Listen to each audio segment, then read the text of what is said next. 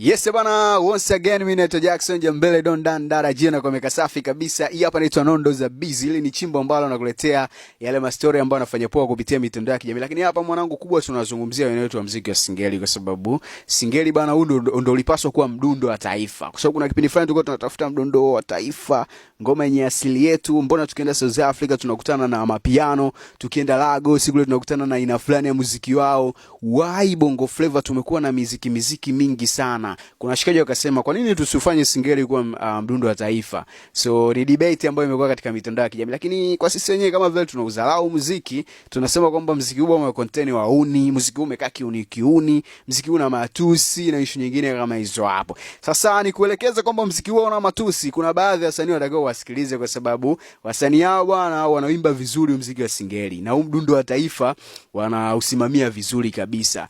Goma linaitwa Eskifani. Hili ni goma kutoka katika EP ya Kaji Double Killer Mapinduzi. So Eskifani ni moja kati ya ngoma kali kabisa. Yani ngoma tunaanza kuichambua kuanzia biti. Yani alotengeneza biti ujamani mnoma kabisa. Ni mdundo fulani hivi ambao ukiupiga hadi kwenye bufa, mwanangu usipotikisa kiuno basi utatikisa bega.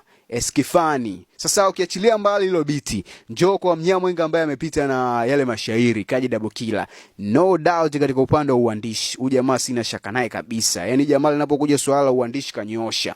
Lakini kwenye melody, kwa nini huyu jamaa anakuwa na melody ya tofauti lakini melody yake inakubalika sana na wauni?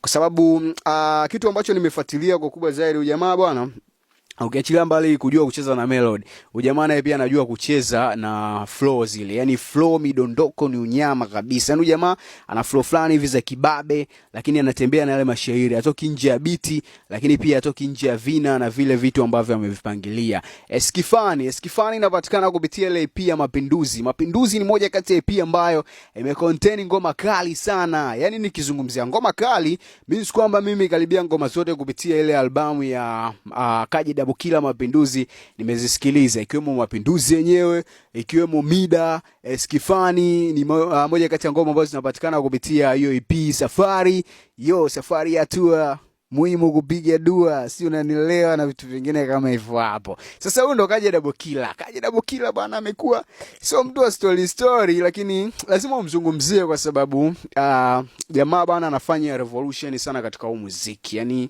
jamaa ana deserve kupata tuzo. Sema tu ndio basi wa Tanzania katika ile upande wa kumpa mtu maua yake tunachelewa sana. Yani mpaka mtu akituondoka katika ulimwengu wa kidunia ndo tunaanza kumsifia bwana, alikuwa kuna mtu alitokaje, alikuwa chafua kinoma. No, atakiwa tumbe mtu maua yake ingali yupo hai. Sasa yeye mwenyewe apokea, ajue kabisa kweli nilikuwa nafanya kitu kikubwa sana na wenetu wana appreciate kinoma.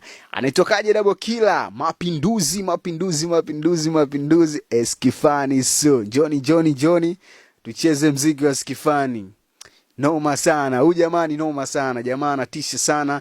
Anaitokaje Double Killer. Hapa inaitwa Nondo za Busy. Kila siku ya Jumatatu mpaka Jumapili tunakuwa hapa kwa ajili ya kuhakikisha kwamba tunakanyaga kinoma.